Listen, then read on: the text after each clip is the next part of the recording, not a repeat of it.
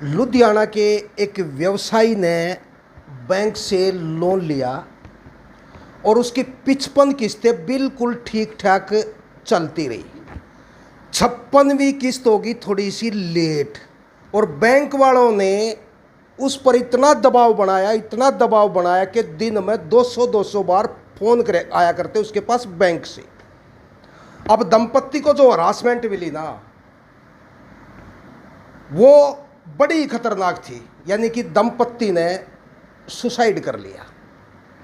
और भाई आपने देखा भी होगा कि देश के जो बड़े व्यवसायी हैं, हजारों करोड़ रुपया उनका माफ कर दिया गया। और अगर आम आदमी की बात करें तो भाई रुपया नहीं छोड़े एक भी, भाई आपको पैसा भरना ही पड़ेगा। लेकिन यहाँ पर एक अजीब सा मामला आया है। एक 1 लाख रुपए के लोन को लेकर किस्तें भरते रहे और भाई उसने कुछ रुपया भर दिया और कुछ कंप्रोमाइज के पैसे दे दिए पहले जो बैंक मैनेजर था, लेकिन उसके बाद आ गया बैंक मैनेजर। बाकी बात भी आप कर लेते हैं। मेरे साथ में आप अमित है ये, और भाई अमित ने लोन लिया था। कब लोन लिया था जी आपने?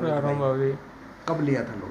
ये कोरोना टाइम में लिया था जी। मेरे पापा जी के होते 1 लाख रुपए का लोन लिया था जी मैंने जी। तो वो पापा जी के होते किस्तें तो पापा जी और हम दोनों भरते रहे थे। 3300 रुपये किस्त थी जी मेरी। तो वो धीरे धीरे भरते रहे थे। जो पापा और मम्मी दोनों इकट्ठे गुजर गए ना, मेरे पास कोई काम था जी, कुछ था जी। फिर भी मैंने ओके सोके हो गया जी, इनकी किस्तें किस तरह भरी जी। फिर लास्ट टाइम पे कोरोना टाइम में जी मेरे 2 बच्चे हुए, वो भी गुजर गए जी। मैं खुद अटैक का मरीज हो गया था जी। उसकी दवाइयाँ लेने के लिए भी मेरे पास पैसा नहीं था बिल्कुल भी। रिलैक्स। तो उसके बावजूद भी जिस मैनेजर ने मेरे को और मेरी मैडम को बुलाया था बैंक के अंदर, उस बैंक मैनेजर ने हमारे से 12,000 रुपये एक बार लिए और फिर 15,000 रुपये फिर लिए। मैंने उनसे उसकी रसीदें मांगी। कहते इस चीज़ की कोई रसीदें नहीं दी जाती, कहते ये कच्चे के अंदर जाती हैं। मेरी मैडम ने भी कहा था, कहते इसकी कोई रसीद तो दे दो हमारे को। उन्होंने मना कर दिया। फिर मेरे से पूछते हैं कि भाई आपके पास क्या काम है? मैं कहा मेरे पास तो कोई काम नहीं है जी। कहते जी आपको काम तो नहीं दे सकते, अब आपकी मैडम को काम दे सकते हैं। उस टाइम में इतना वो हो गया जी, इस बंदे ने ऐसा क्यों बोल दिया। मैंने कुछ दिन तो फ़ोन नंबर सब बंद कर दिए मैंने अपने सारे। कुछ दिन बाद मैनेजर का दोबारा मेरे पास फ़ोन आता है। उसने मेरे को भाई के पास जो लेटर था कोर्ट का वो भेज दिया। और मैं उस टाइम कपड़े मामला जो है ना कोर्ट में पहुंच गया। हाँ, कोर्ट में पहुंच गया था। ठीक है। तो कोर्ट में भी मैं चला गया था उनके जज साहब के सामने।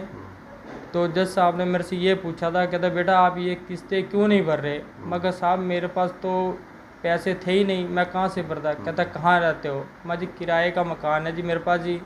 कहता काम क्या करते हो? मैं जी कपड़ा दुकान पे 5-7 हज़ार रुपये की नौकरी करता हूँ। कहता क्या काम करते? मैं वही झाड़ू पोछा और उनका बोझा ढोना जी सारा दिन जी। कहता जी बेटा ऐसा है कि आपकी 2,000 रुपये किस्त बांध देते हैं हम और आपकी किस्त चलती रहेगी। मैं नहीं दे सकता जी, बिल्कुल भी नहीं दे सकता जी। मैं कहा मेरे पास खुद अपने और अपनी घरवाली को खिलाने के लिए पैसे हैं जी, बस इतना ही मैं कर पा रहा हूँ जी। कहता क्या हो गया फिर? तो उन्होंने बैंक मैनेजर से बात करी। कहते इसके पास तो नहीं है पैसे बिल्कुल भी। तो उन्होंने बोला कि भाई उनकी आपसे में बात हुई बैंक मैनेजर की और जज साहब की। तो वो बोले कि भाई माफ़ कर दो ये आप इनको। ठीक है। तो माफ कर दिया तो बात आई गई होगी आपके। हाँ। दिल आपने सोचा कि भाई चलो बैंक का जो कर्जा है उससे तो पेंडा छूट गया। हाँ जी। ठीक है, आप ठीक ठाक काम कर रहे थे। हाँ, उसके बाद दोबारा से मतलब ऐसा क्या होगा कि आपने मीडिया के सामने आना पड़ा? कि तंग करने लग गया वो। ये जो नया मैनेजर आया जी। हाँ। जो पहले वाला मैनेजर था मैं उसके पास भी गया था, 3-4 बार गया हूँ। मैं कहा जी मेरे को कोई सबूत दे दो, कल को कोई बैंक वाला कोई मेरे को तंग ना करे। क्यों जज साहब ने भी ये बात बोल दी थी, कहता बेटा आपको कोई बैंक वाला तंग नहीं करेगा, कोई फ़ोन पे भी और किसी प्रकार भी कोई भी तंग नहीं करेगा, बस आगे आपको लोन नहीं मिलेगा। मैं कोई बात नहीं जज साहब, मेरे को चाहिए भी नहीं। मैं कहा मैं मजदूरी करके खा लूँगा जी। मैं कहा मेरे को लोन नहीं चाहिए, बिल्कुल नहीं चाहिए साहब मेरे को।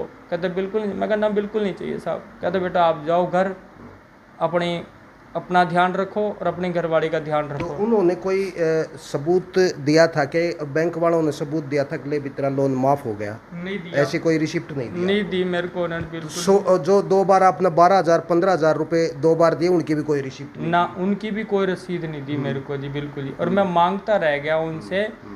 फिर लास्ट टाइम पे वो मैनेजर बोला कि भाई अब दोबारा इस बैंक में मत आइयो।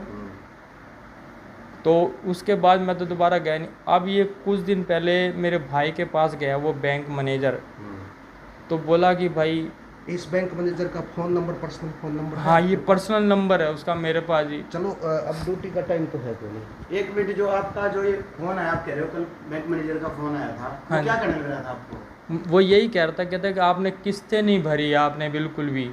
मजी मैंने 60,000 रुपये तो भर रखे हैं मैंने।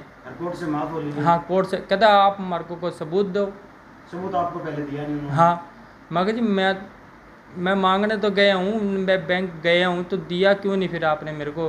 जो पहले वाला बैंक मैनेजर था वो बोला हमने ऊपर कागज़ भेज दिए, आपको कागज़ देने की कोई जरूरत नहीं है मतलब एक हमारे बात को। यह है, कुल मिला के न कानून यानी कि जज साहब ने जो फैसला दिया उस हाँ। फैसले को भी नहीं मानना, और नहीं आपको मानना। हरासमेंट कर रहे हैं, बार बार फोन कर रहे हैं। हाँ। कितनी बार फोन आ जाता है आपके पास? मेरे पास ये लगा लो कि दिन के अंदर 4-5 बार फोन आता। मैंने जानबूझ के यानी कि मैंने उसको ब्लैक लिस्ट में डाल दिया ताकि वो मेरे को तंग ना करें। तो अब वो भाई को जाके तंग कर रहे हैं। वो भाई मेरे को फ़ोन करता है, मैं फ़ोन उठाता भी नहीं। मैं कई बार तो तंग हो जाता हूँ कि फिर वहाँ पे जो साहब हैं वो फिर मेरे को लड़ते हैं, कहते हैं भाई तू यहाँ काम करने आता है कि बार बार फ़ोन करने आता है तू? अब कितने बच्चे हैं आपके पास? मेरे बच्चे नहीं हुए साहब अभी।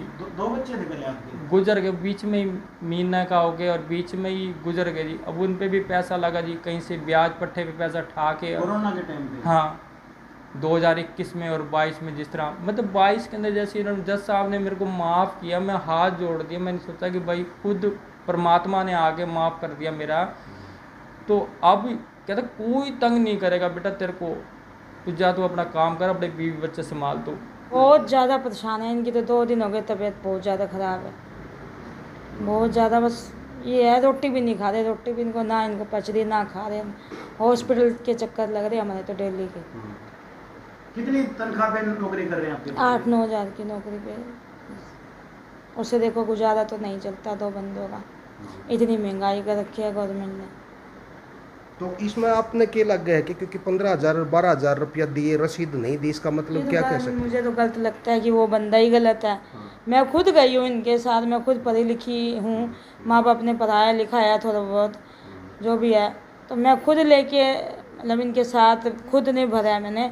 मेरे पास तो वो जो मेरी भरी हुई वो भी नहीं दी उन्होंने मुझे, कि 12,000 मैं खुद भर के आई हूँ इनके साथ, 15,000 मैं खुद अपने सिग्नेचर के भरे हैं मैंने, वो भी नहीं दी इन्होंने मेरे को वापस। ये भाई कुल मिला की बड़ी बात यह है कि बड़ी बात तो की है कि या छोटी बात है, हर बार कहता हूँ बड़ी बात है, लेकिन इस बार छोटी बात है। अगर मान लीजिए भाई जिस बैंक की वजह से एक व्यवसायी दंपत्ति भाई सुसाइड कर सके हैं, और इसने तो लीगल काम कर रखा है सारा, लेकिन इनके पास कोई रिसिप्ट नहीं है, पैसे भी खा गए, बैंक कर्मचारी भाई साहे कुछ हो सके है, रसीद नहीं दी तो हाँ सीधी जी, सी बात है। हाँ जी। इनको हरासमेंट मिल रही है, वो अलग है। अब सोचने वाली बात यह है कि भाई बैंक इस बात ने मानेगा या नहीं मानेगा।